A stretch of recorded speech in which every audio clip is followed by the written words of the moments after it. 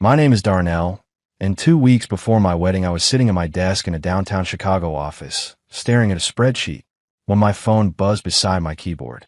The notification banner showed Keisha's name, my fiancée, my almost wife, the person I had spent a year planning a ceremony, a reception, and a whole future with. So I picked up the phone expecting a question about flowers or the seating chart or whether my cousin really needed a +1. The message preview was short. Honey, I am pregnant. I opened it, and for a second, everything inside me went silent. Then my heart kicked in overdrive, so hard I could hear my own pulse. Pregnant. The word filled my head like a flare going off in a dark room. We were going to have a baby. I was going to be a father. A huge, involuntary smile spread across my face before my brain even caught up to the reality of it. In an instant, all the stress about the wedding felt tiny. This was bigger than table linens and playlists. This was a life. This was late-night feedings and tiny fingers wrapped around mine, and our parents crying happy tears in some hospital in a few months. I kept reading, already picturing telling my mom and dad that they were finally going to be grandparents, until I saw the next line, thinking of putting my ex's name on the birth certificate. It is more meaningful. My smile vanished so fast my cheeks almost hurt from the whiplash. I stared at the screen, sure I had misread it. I blinked.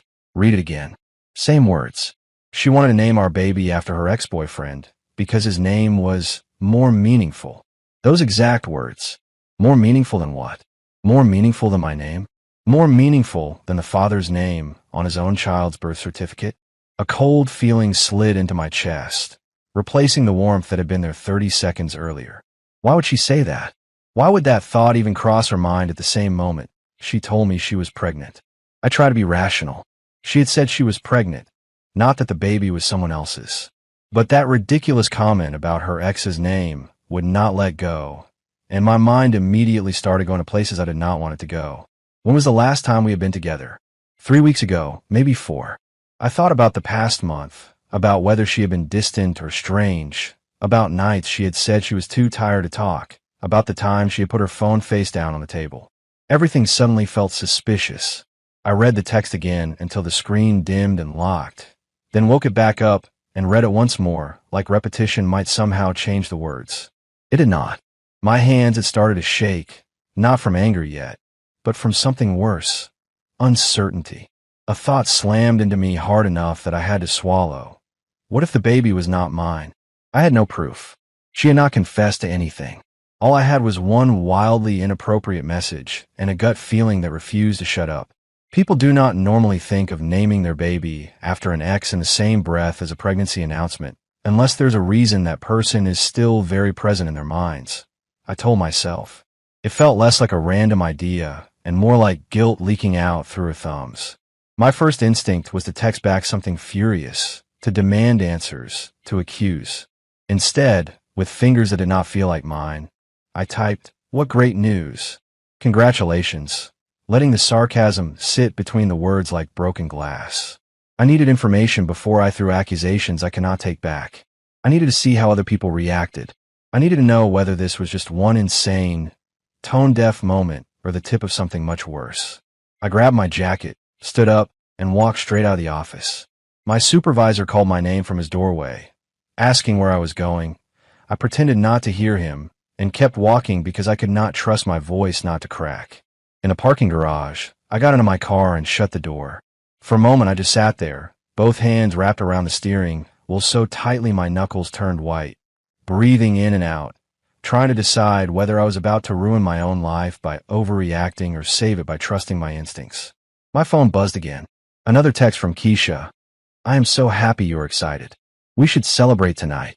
The words felt like they belonged in somebody else's story. Excited was not what I felt. I felt suspicious. I felt like someone had rearranged the furniture in my life when I was not looking. And for some reason, one name kept flashing in my mind. Trayvon. Trayvon was Keisha's ex, the one serious relationship she had before me. 6 months earlier, we had been driving through a quiet suburb south of the city when she had pointed out a beige 2-story house and said, "That is where Trayvon lives now."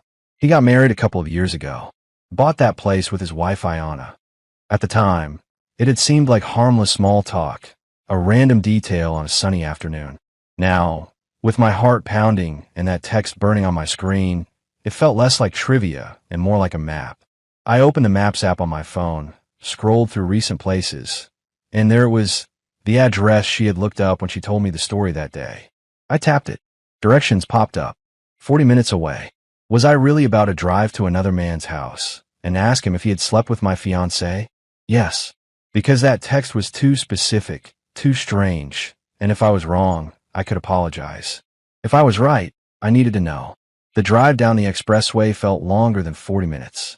My mind ran through possible explanations, each one worse than the last. Maybe she meant Trayvon as a middle name because someone in his family had died. Maybe it sounded different in her head. Maybe she had no idea how it would hit me. Maybe. But that phrase, more meaningful, would not stop echoing. More meaningful than what? Than my name? Than the father's? It made no sense unless she was not being honest with me, or unless something had happened she was afraid to admit. I pulled into a quiet subdivision with manicured lawns and big trees, and finally found the beige house with the blue sedan and silver sport utility vehicle in the driveway. Married couple cars. Exactly as she had told me. I parked across the street and killed the engine. For a long moment, I stared at the house, knowing that once I knocked, there would be no going back to ignorance. Either my paranoia would be exposed, or something darker would.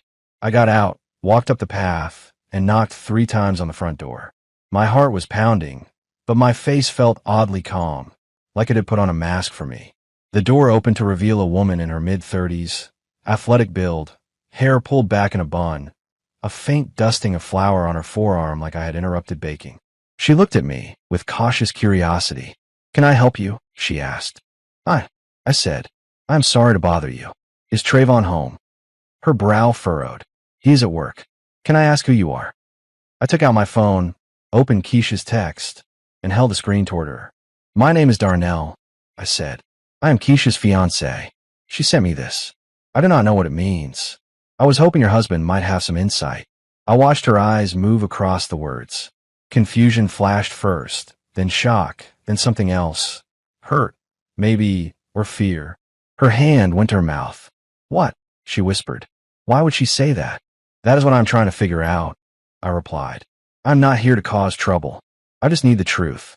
She stepped back, already pulling her phone from her pocket. "I need to call him. This is insane. Do you mind if I wait?" I asked quietly.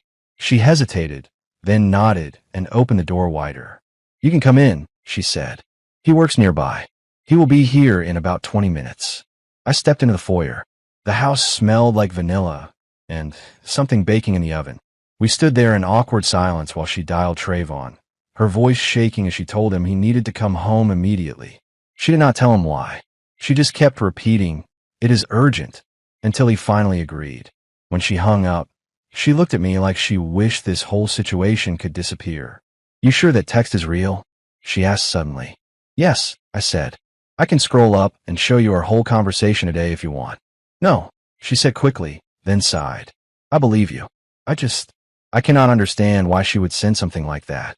I did not have an answer. I leaned back against the wall, phone in my hand, trying to look composed while my mind kept replaying memories of Keisha laughing, Keisha reaching for my hand, Keisha talking about baby names months ago in a joking way that did not feel so funny anymore. My phone buzzed. Keisha was calling. I declined the call. She called again. I declined again. I did not want to hear her voice until I had something solid to confront her with. About 18 minutes later, the silver sport utility vehicle came speeding down the street and swung into the driveway a little too fast. A tall man in business casual clothes jumped out, eyes flicking from his wife to me, confusion quickly draining the color from his face. "What is going on?" he demanded, coming up the steps. I held out my phone. "Keisha sent me this today," I said. "I thought you should see it." He took the phone, read the message, and in seconds his expression went from puzzled to horrified. "What is this?" he said. "I have not talked to Keisha in years." "Then why would she mention your name when she told him she is pregnant?" his wife asked, her voice suddenly sharp. "I do not know," Trayvon said, and now he did not just look shocked, he looked panicked. "This does not make any sense." "She says she is pregnant," I said evenly. "She says she is thinking about putting your name on the birth certificate because it is more meaningful." "You are really telling me that means nothing to you?" Absolutely nothing, he said quickly, his voice rising. I am married. I had not been anywhere near her. I would never risk my marriage like that. Ayana's eyes were filling with tears as she stared at him.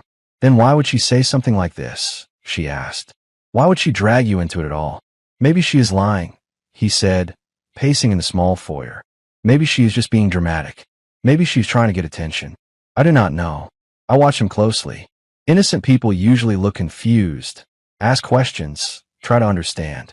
Guilty people often panic and scramble. Trayvon looked a lot more like the second than the first. Either way, I had what I needed. His denial, his panic, his wife's reaction. Whatever this was, it was not nothing. And I knew I could not go back to Keisha pretending that text had been a harmless joke. All right, I said, slipping my phone back into my pocket. I will go talk to her and see what she has to say. Trayvon grabbed my arm. Wait, what are you going to tell her? The truth, I said. That I came here, that you denied everything, and that I want answers. He let go, dragging a hand over his face. This is crazy, he muttered. I did not do anything. We will see. I replied and walked back to my car.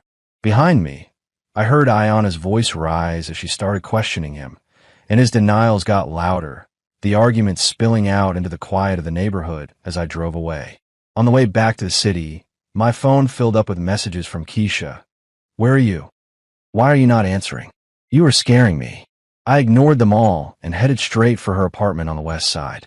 When I climbed the stairs and knocked, the door flew open immediately.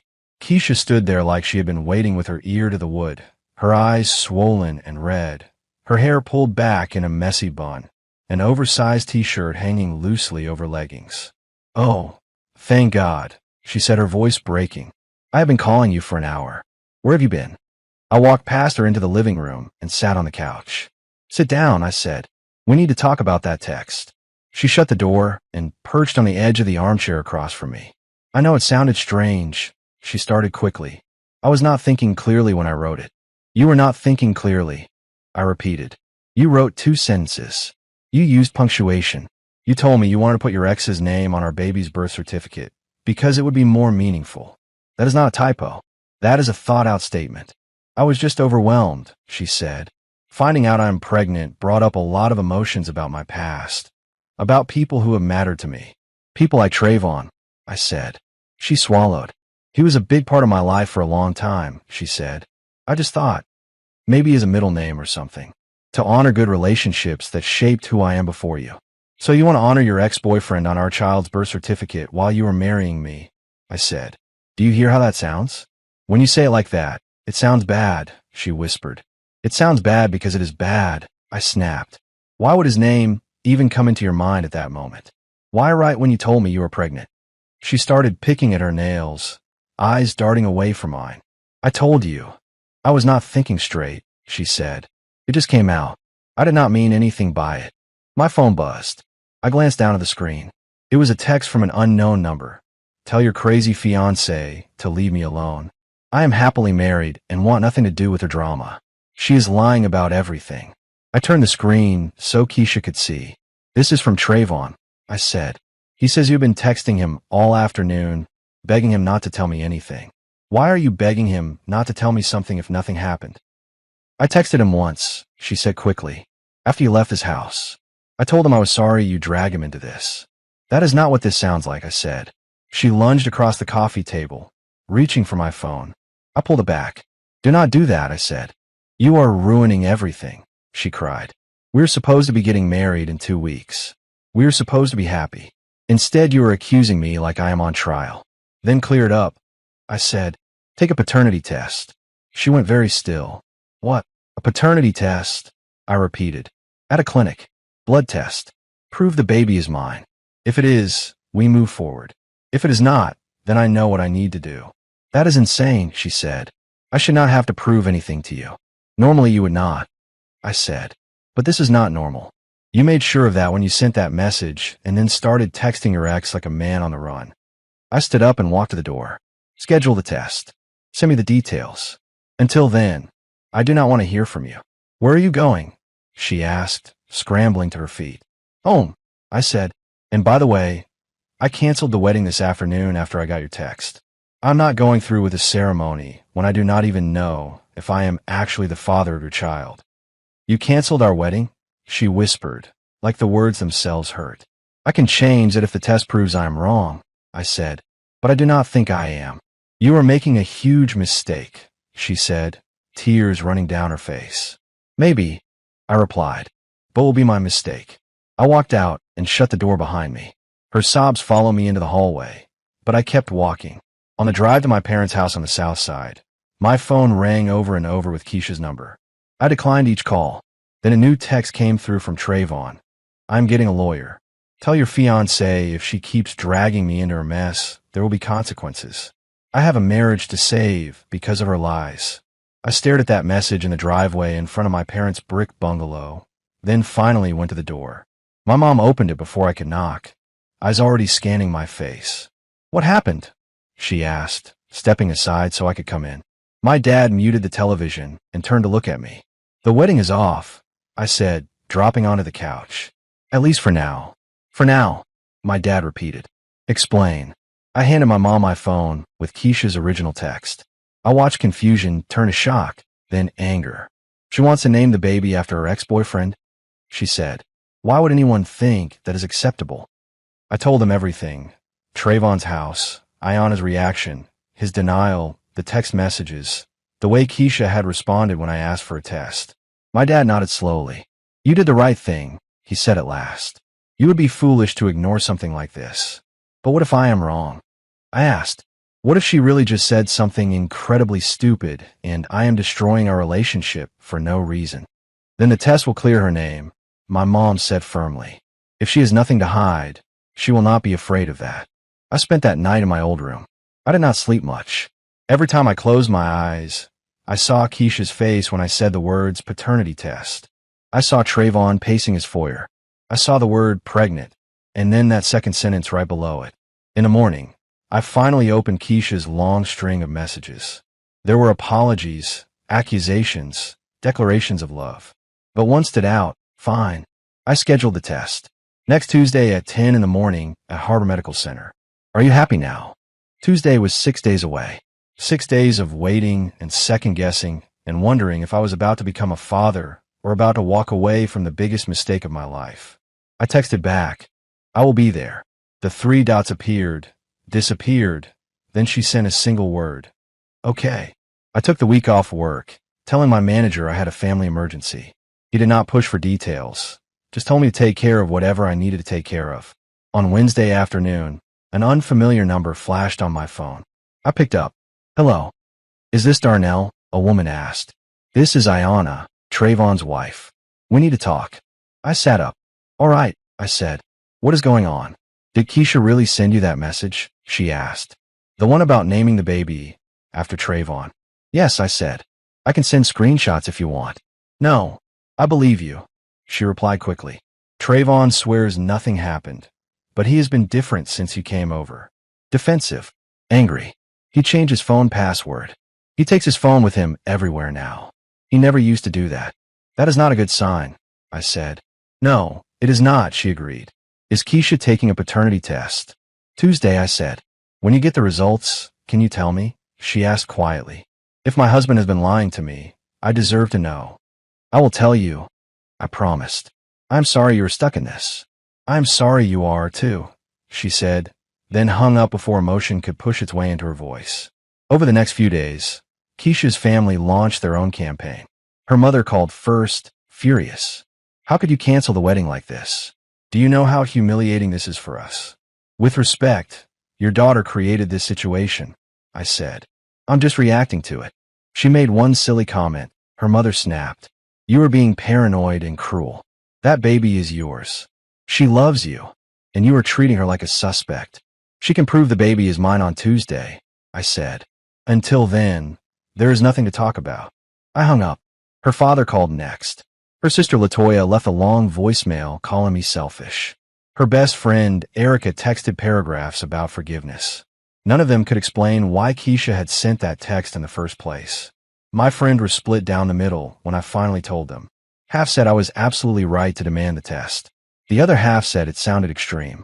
But every single one of them agreed that the message itself was wrong on every level. The night before the appointment, Keisha texted, "I am scared. What if this ruins us?" I stared at the words for a long time, then replied, "If there is nothing to hide, the truth will not ruin anything." She replied, "I love you." I did not answer. At that point, I did not know whether that statement meant anything anymore. Tuesday morning, I was awake long before my alarm. I showered, dressed, and drove to Harbor Medical Center, a hospital I had driven past 100 times without imagining it would one day decide the course of my life. I arrived 15 minutes early and sat in my car watching the entrance. At exactly 9:55, Keisha pulled in and parked a couple of spaces away. She looked exhausted, her shoulders slumped, her hoodie too big on her frame. We walked into the hospital without speaking.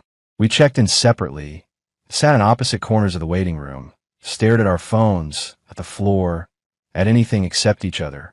A nurse eventually called both our names and led us to a small room with 2 chairs, a counter, and neatly arranged vials and needles.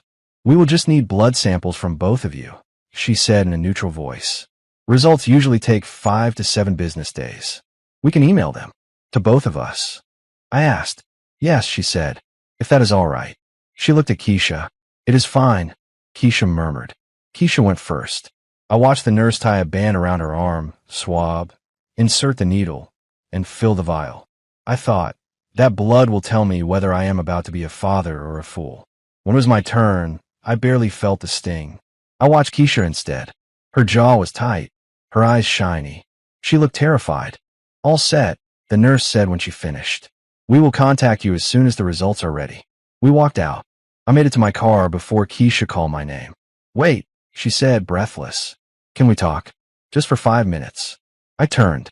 "About what?" "About us," she said. "About how we fix this." "There is nothing to fix yet," I said. "We wait for the results. Then we will see whether there is anything left to repair." "You really think I cheated on you?" she said, her voice cracking. "I think you gave me every reason to wonder," I answered. "That is on you, not me." She wrapped her arms around herself. "In a week, those results are going to prove you wrong, and I do not know if I will be able to forgive you for putting me through this," she said. "That is fair," I said. "I do not know if I will be able to forgive you for making it necessary." I got in my car and drove away. The next several days crawled by. My parents tried to distract me. My friends checked in. Keisha kept calling until I finally silenced her number. On Friday afternoon, my phone rang with a hospital number. I stepped out onto the porch and answered. "This is Harbor Medical Center, calling regarding lab results for Keisha Jones and yourself," the woman said. "Your paternity report is ready. I can email it to you now." "Please do," I said, giving her my address. I hung up and refreshed my email over and over until the message appeared with an attached document. I opened the file. Medical terms filled the page, but my eyes dropped to the line that mattered. Probability of paternity, 0%. Based on the genetic markers analyzed, the tested man is excluded as the biological father of the tested child. I read that sentence 3 times. The words did not change. I was not the father. For a long moment, I felt nothing at all. No anger, no relief, just a strange, heavy emptiness. Then my phone rang. "Keisha," I answered. "Did you get it?" she asked in a small voice. "Yes," I said. "I got it." There was a long silence. Then she whispered, "I am so sorry." "So it is true," I said. "You cheated." "It was one time," she sobbed. "One stupid, drunk mistake. I did not mean for this to happen." "With Trayvon," I said. "Yes," she admitted. "We ran into each other at a bar about a month ago. We had too much to drink. It just happened. While we were planning our wedding, while I was putting down deposits and confirming the guest list, while she was trying on dresses, she had slept with her ex and gotten pregnant with his child. Does he know the baby might be his?" I asked. "I told him it was possible," she said. "He has been panicking ever since he showed up. He kept saying nothing happened because he did not want his marriage ruined. And you were going to marry me and pretend the baby was mine," I said. "I hoped it was yours," she said. I was not sure. I did not know what to do. I was scared. I thought maybe we could just move forward and never talk about that night again. I let out a short, humorless laugh. "Move forward by lying to me and putting another man's child in my arms," I said. "There is no moving forward from that. Keisha, we can fix this," she begged. We can go to counseling. You can still be in the baby's life. We can raise the child together. I love you. No, I said. You are pregnant with another man's baby. A man you chose to sleep with while you were engaged to me. There is nothing to fix. We are done. She started crying harder. Please do not do this, she said. Do not throw away everything we have. You threw it away the night you slept with Trayvon, I said. I just did not know it until now. I hung up and blocked her number. Then I forwarded the test results to Ayanna with a short message. You were right to trust your instincts. She replied almost immediately. Thank you for telling me. I'm so sorry you had to go through this. After that, I drove to Keisha's apartment one last time. She opened the door with swollen eyes. I want every dollar back, I said before she could speak. Every cent I spent on the wedding, venue deposits, caterer, photographer, everything. I do not have that kind of money, she said weakly. Then figure it out, I said. Borrow from your parents. Sell something. I do not care, but you will pay me back. That is not fair, she protested. Fair, I repeated. You cheated on me, got pregnant by your ex, and tried to let me believe the baby was mine. If I wanted to be unfair, I would talk to a lawyer. This is me being reasonable. She had no answer. I set my key on the counter. Goodbye, Keisha, I said, and walked out for the last time. That weekend, I sent a group text to both families. My parents, my brother Rodney, her parents Harold and Brenda, her sister Latoya. Family meeting. My parents' house. 2 o'clock. Everyone needs to be there. They all came, confusion obvious on their faces. Keisha arrived last, looking like she had not slept in days. When everyone had sat down in the living room, I handed out printed copies of the paternity test results. I waited while each person read the line that mattered. Probability of paternity, 0%, I said aloud. The baby is not mine. Keisha's mother went pale. This cannot be right, she said. It is right, I said. Keisha slept with her ex-boyfriend Trayvon about a month ago. She got pregnant and tried to hide it. That text about naming the baby after him came from guilt, not nostalgia. Harold turned to his daughter. Is this true? He asked quietly. Keisha nodded, tears spilling down her face. I made a mistake, she whispered. You cheated while planning your wedding, Brenda said, her voice shaking. You jeopardized everything. It was one time, Keisha said. I was drunk. I did not care how many times it was. I cut in. What matters is she knew there was a chance the baby was not mine, and said nothing. I spent $15,000 on a wedding that is not happening because of her choices. I expect to be reimbursed. We do not have that kind of money, Harold said. Then you can set up a payment plan, I replied. Sell her car. Take out a loan. That is between you and her. But I will be made whole. My mother put a hand on my arm like she wanted to calm me, but she did not argue. She knew this was not about pettiness. It was about consequences. Does Trayvon know? Harold asked. He does now, I said. I forwarded him the results. Ayanna had already filed for divorce. Keisha broke down completely, sobbing into her hands. Her parents looked at her with a mixture of anger and humiliation. After a few more strained remarks, they left quickly, guiding her out without looking back at me. When the door closed, my dad exhaled slowly. You all right? He asked. I sat down heavily. I am better than I could have been, I said. I could have married her and only found out years later. I dodged a bullet. In the weeks that followed, word spread through our social circle. People chose sides, but most landed on mine once they heard the facts. Keisha deactivated her social media after the backlash got too intense. A few days later, I got a check in the mail from her parents for $8,000 and a note. This is all we can manage for now. We will pay the rest. I deposited it and sent them a simple written agreement for monthly payments until the full amount was covered. No emotions, just business. I scheduled a round of medical tests for myself, just in case. When those results came back clean, it felt like another door closing behind me. Months passed. I hit the gym more, threw myself into my job, and reconnected with friends I had not seen much during the wedding planning chaos. I moved into a new apartment closer to downtown, a place that did not hold any memories of Keisha at all. Through mutual friends, I heard that Trayvon and Keisha were trying to figure out how to co-parent despite barely being able to stand each other. His ex-wife Ayanna, meanwhile, finalized a divorce and eventually started dating someone new. One afternoon, about half a year after everything exploded, I ran into Keisha at a grocery store on the south side. She was visibly pregnant, moving slowly down the aisle, dark circles under her eyes. Our eyes met. She opened her mouth like she wanted to say something, an apology, a plea. I will never know. I pushed my cart past her without stopping. There was nothing left to say. 6 months after the breakup, I received the final payment from her parents. $15,000, fully reimbursed. I deposited the check and felt nothing dramatic, just a quiet sense of closure. My life looked completely different by then. I had been promoted at work. I had a new apartment, new routines, new plans. I had started dating again, carefully, with my eyes wide open. I had learned to pay attention to red flags the first time they waved. Sometimes, friends asked if I regretted how I handled it, if demanding the test and canceling the wedding had been too extreme. Not for a second. I always said, if anything, I am grateful. That text message felt like a disaster when I first read it. Now I see it for what it was, a warning. I listened to it. A few weeks ago, Keisha texted me from a new number. The message was simple. I am sorry for everything. I hope you're doing well. I stared at it for a moment, then blocked the number without replying. Some apologies do not change anything. Not long after that, I went through my cloud storage and deleted the last photos of us together.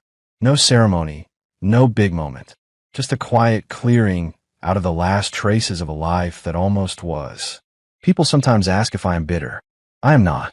I am careful, yes. I trust, but I verify. I listen to that feeling in my gut now instead of ignoring it. I did not sit around wondering what my life would be like if I had married Keisha and raised a child that was never mine. I do not romanticize the relationship we had. It was built on something that turned out to be hollow. In the end, she made her choices and I made mine. She is living with the consequences of her betrayal. I'm living a life that is honest and free. That is enough for me. If you enjoyed this story, please like, comment, and share this video with your friends. Subscribe and turn on the notification bell so you never miss a powerful story drop.